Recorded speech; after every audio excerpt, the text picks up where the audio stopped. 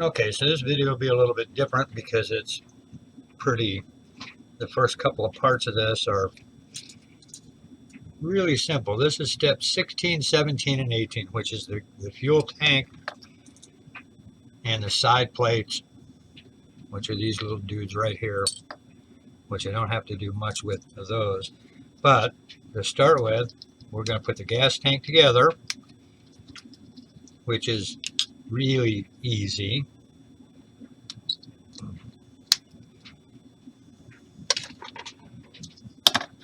I'll scrape off the little parts tree connection. Again, really easy.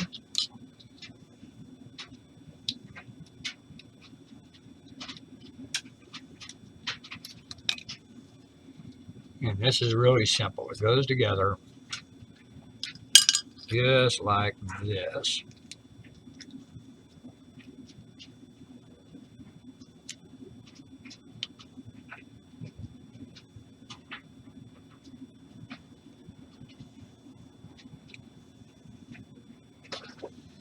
Out. Go. And then we take a little bit of our glue and hit the spots where the center is, trying not to get up, and it freaking split apart on me a little bit there. Let me get it back on.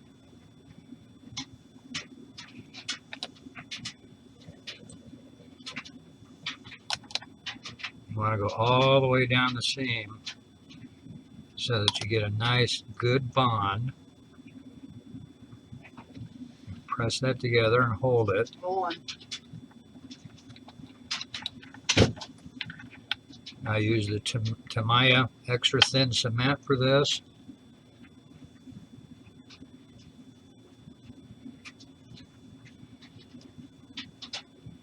Now, I'm not leaving it a pearl color like this for a couple of reasons, because you can see the mold lines and other things that are in the plastic itself.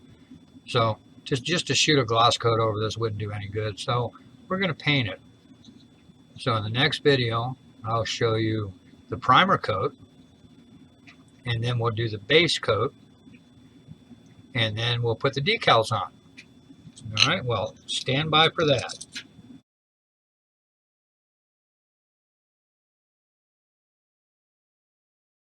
So after shooting it with flat black, this is what we end up with on those parts thus far. Now, the reason that I use flat black and or flat white is for a couple of reasons. Flat black in this case, with the colors, with the deep blue that I'm going to use, helps give the blue a richer color, and a white undercoat would kind of make it more of a candy type color, and that's not really what I'm looking for with this one. So we're going to go with the flat black, and the flat color also gives a nice kind of rough surface for the gloss coat to grab onto. And I don't get expensive when I'm buying the flat colors for this sort of thing, and I simply get this type from the local Lowe's and or Home Depot, as opposed to a can of this size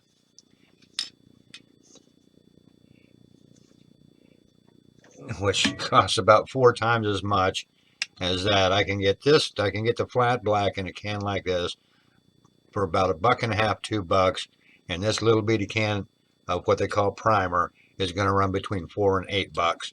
So, which would you choose? I know what I choose, and it works just as good. So next up, we'll be shooting this with the base color, and we'll be back.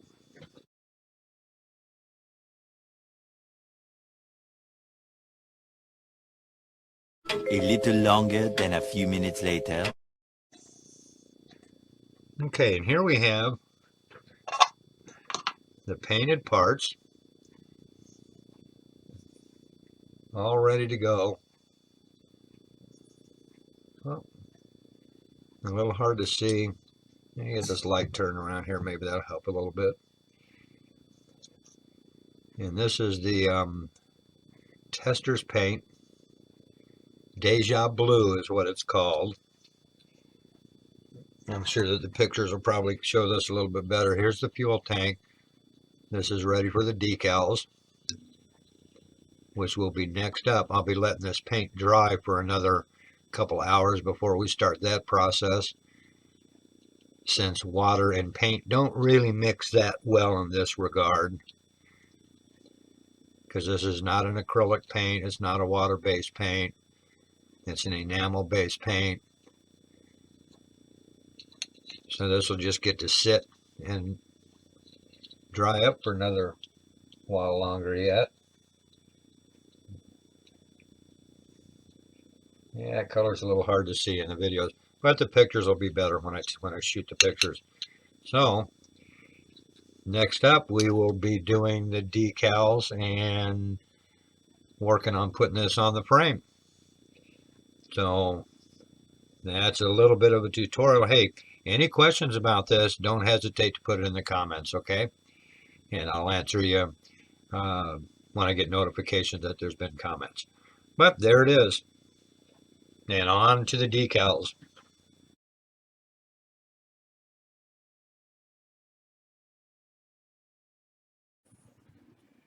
Okay, one more little thing before I get into putting the decals on this.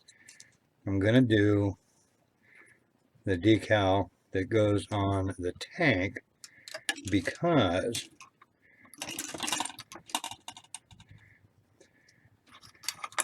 I'm going to explain to you guys, it comes with a piece of plastic. It's clear plastic, it's not glass, that covers up this little decal right here. That's the speedometer. Now, the reason I'm not going to use the glass is because there's a little trick that I learned years ago, that instead of the glass, you just leave that part out completely, and you use Elmer's glue. A drop or two of the Elmer's glue, and then you just let it sit and dry. Will dry clear enough, and it will also protect the decal, and you don't have to worry about glue doing what's called crazing on the plastic, which makes it really foggy and you can't see shit in there anyway.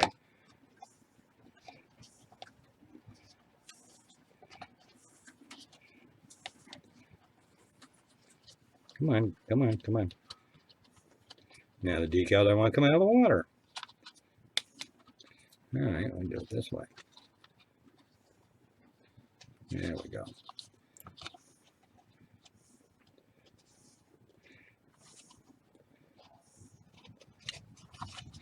Yep, and it fell back. There we go. Got you that time. And it's really simple. You put the decal in.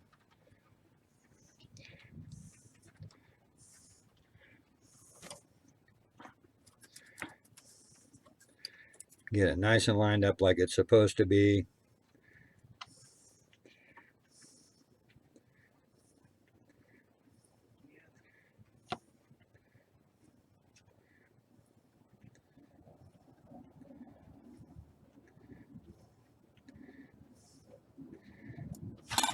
And using a paper towel, you sop up the excess water. But you do that on any decal anyway.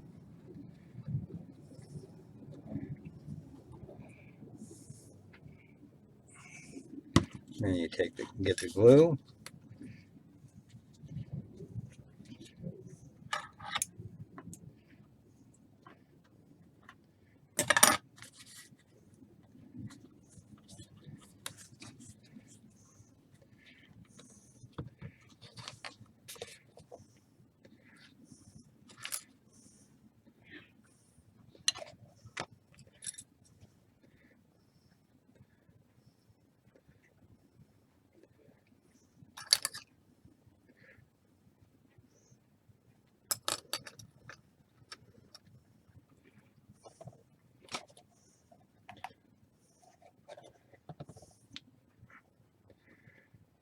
And you just kind of guide it in there so it fills it up.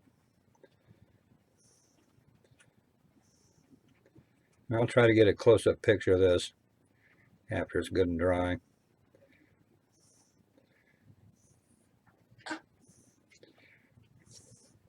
And then you just set this off to the side. And it usually doesn't take a real long time to dry, but it does take a lot longer than like crazy glue. But the end result is it comes off looking a lot nicer and a little bit better detail.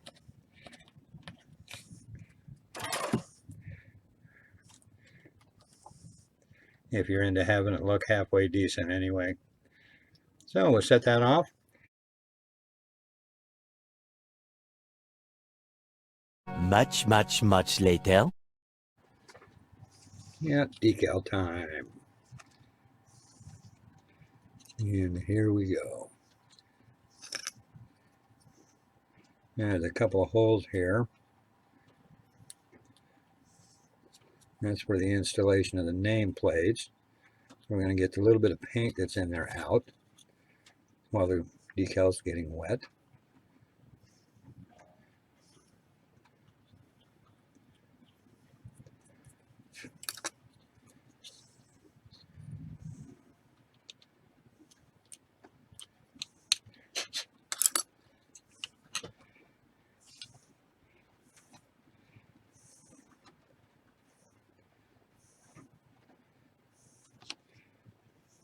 Oh, and just a little FYI, if you want your decals to come loose a little bit quicker, use warm water, not hot, warm water. If you use hot water, you might actually melt the frickin' decal, which is not fun, but it happens. I think we've all made the mistake at some point.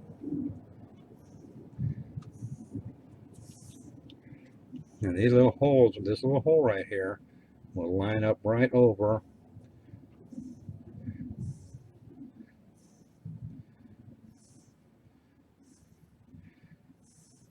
where that nameplate needs to go.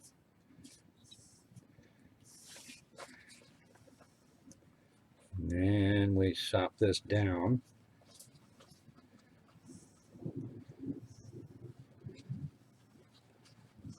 Whoops. And the whole thing moved on me. So we start again. Get it relined up.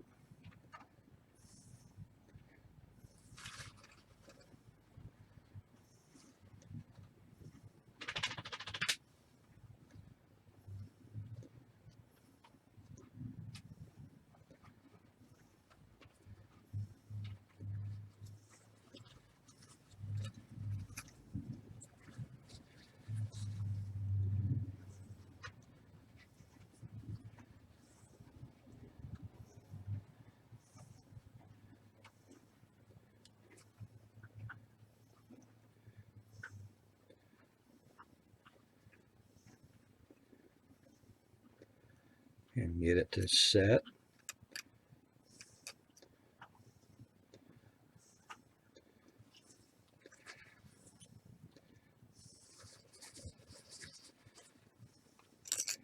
And this is where you want to have a nice sharp blade on the X-Acto, because this kind of bunches up in a few spots because you're putting basically a flat decal on a curved surface.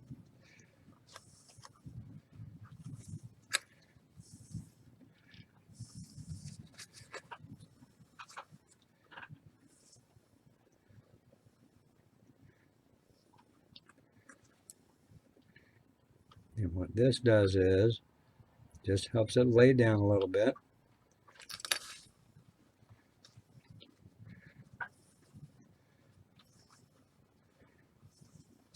And those little cuts that I'm making,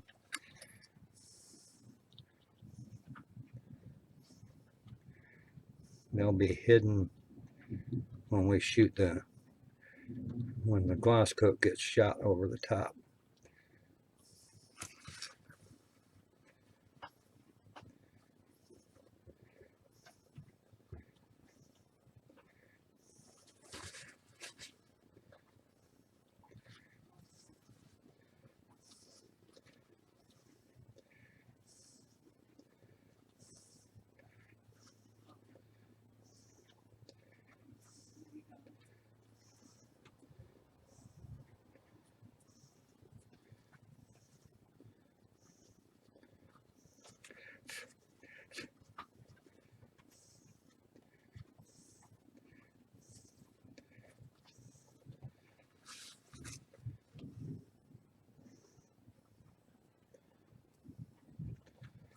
we got a pretty good lineup of the holes, so there's one side.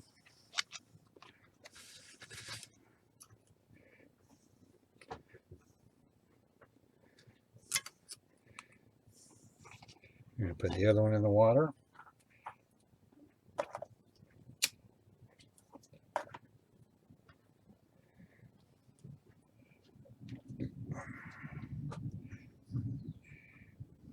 Letting it get wet.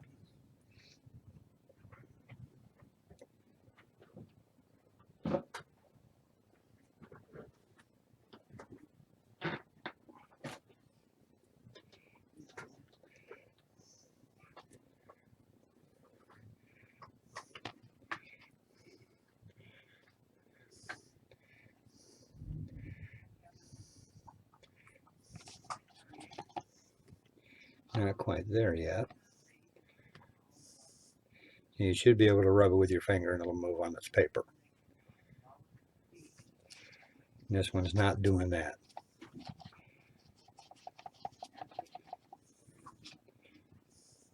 There it goes.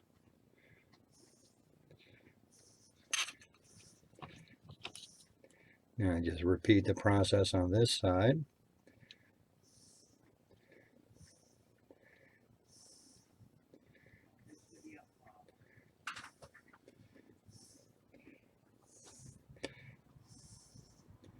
You don't want to get in a hurry doing this either.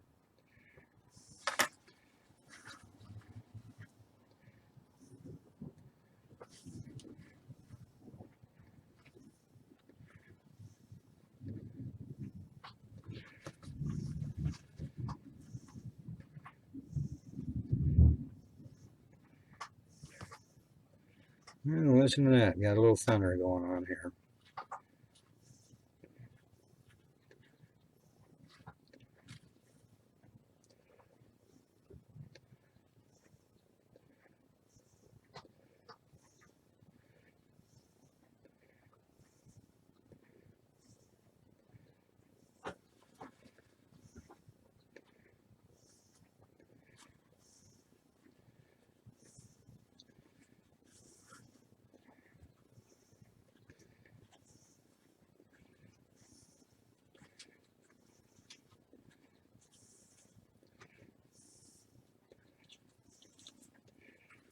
And the same thing over here. Got a few little spots.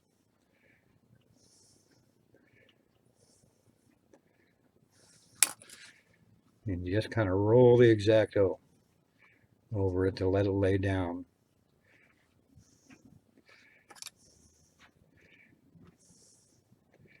Just roll it and roll it, roll it.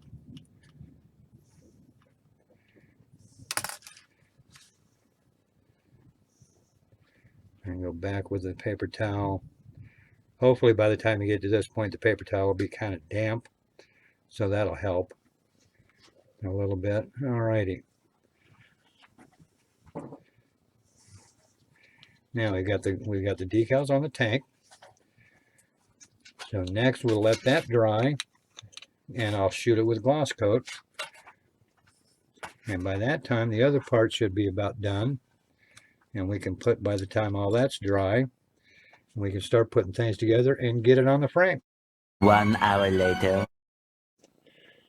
Well, there was a slight accident that happened with the clear coat and the decal on the fuel tank. So what I had to do was strip it off and start again, which is exactly what we're doing here. Unfortunately, there's not going to be any decals on the tank, so we'll make do and just simply soldier on and continue with getting this bad boy's tank on the frame. I thought it would be this video, but obviously that's not going to happen. So anyway, we'll be back with more on that, okay? 2 hours later. So we're back doing the fuel tank assembly after the decal debacle, which kind of surprised me. But that happens when occasionally when decals are either old or they've been exposed to weather conditions or whatever, and it could have just been simply a reaction to the clear spray that I was using. But here we go. We're going to work with this, and I've sanded it down and resprayed the blue color, and then we'll have to take and clear off the holes with that little bit of paint for the badges that will go on here.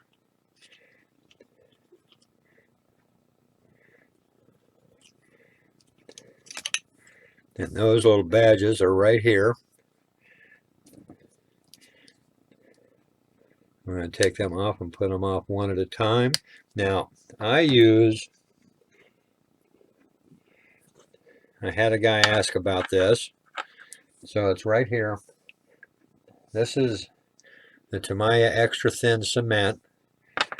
And like I had commented in response to one of his questions, this has got the consistency of water, and it flows into areas where it's really small, and frankly, the super glue gel that I use for other things just isn't practical. So, and how I do that is,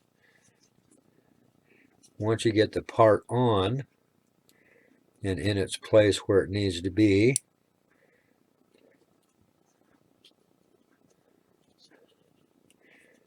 which is in this case like right here, I go to the back side, and you can see through the plastic where the little nubs are, and you take this and you get a little bit on the brush and just put a drop there, and it will flow in through to the other side and glue and hold that part in place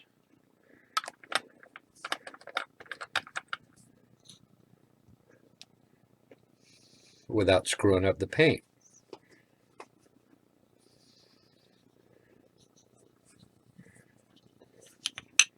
Then we do it on the other side.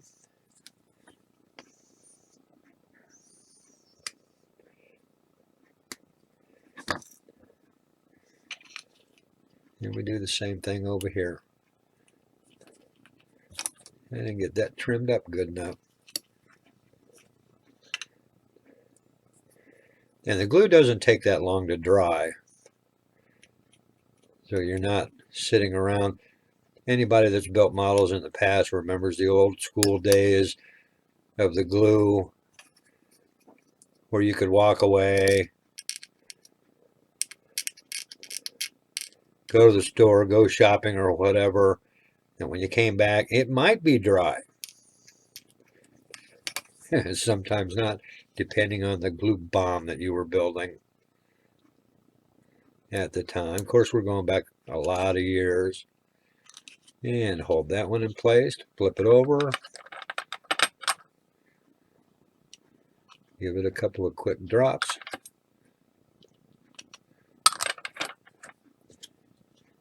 and that's on.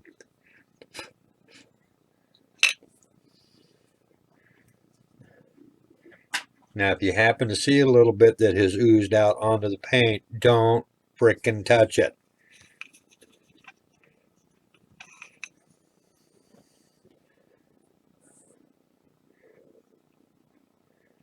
If you're going to touch, make sure it's in a spot where there's no glue, or it's in a spot that's going to be covered up by another part. Like in this case, will be this bad boy right here. Now this is This is the part with the speedometer that I put the Elmer's glue on, and there's pictures of that. Trying to get the light angle right so I can get it up here.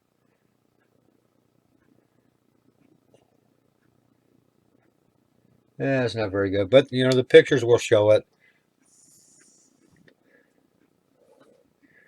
after I get things on here and together.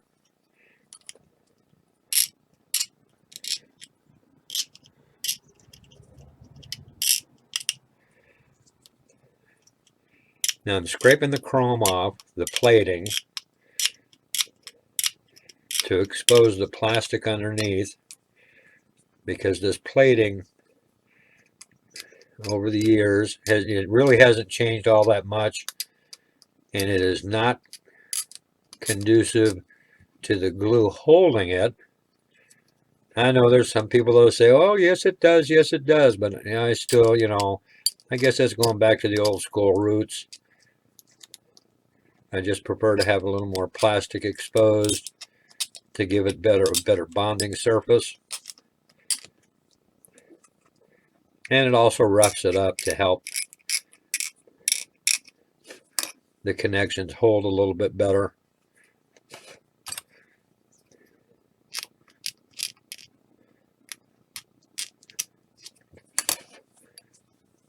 And then we put this bad boy on here.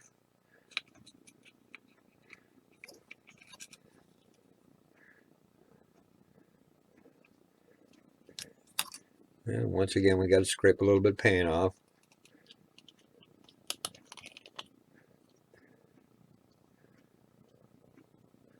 I forget that part sometimes.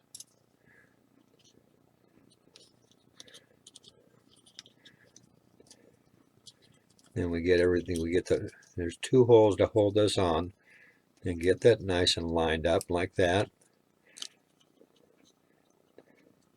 Then we're going to do the same thing on the inside of this.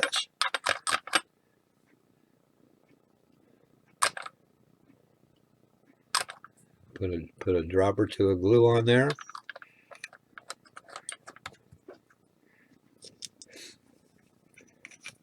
And then that's ready to go on the frame.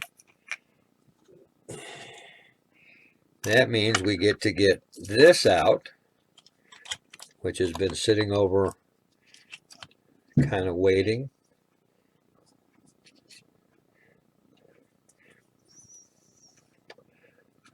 And then what I'm going to do real quick is shoot some photos of just the tank.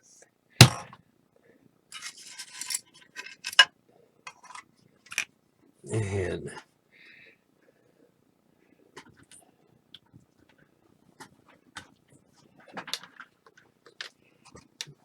this never takes me too long to do. I try to shoot a number of photos to show the work in progress.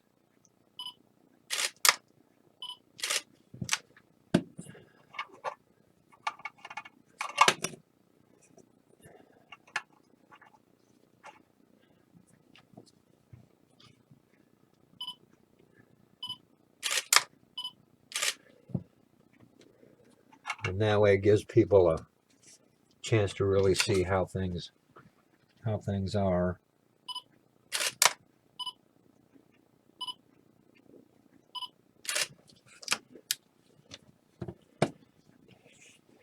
And that takes care of that. Now, the side plates and the fuel tank go on in this step. So we take these bad boys and get them on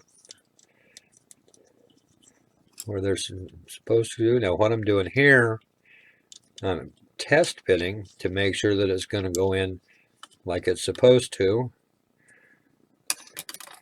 And here I'll use the different glue.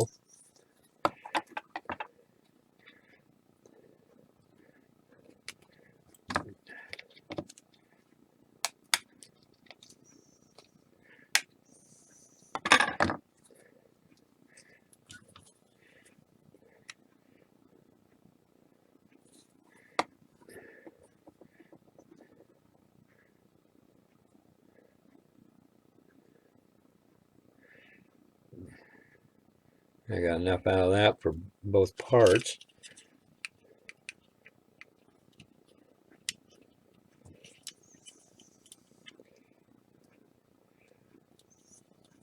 And that's one side plate on.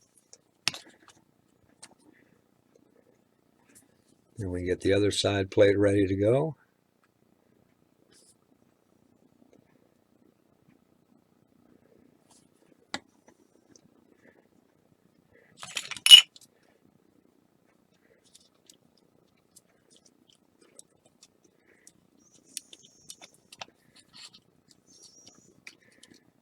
Okay, and that's both side plates on.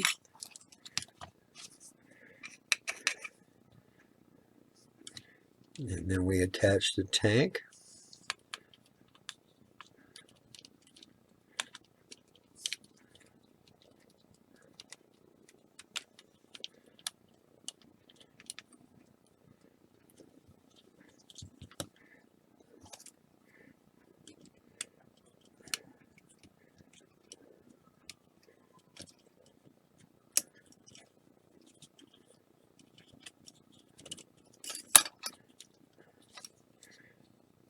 And the tank's on.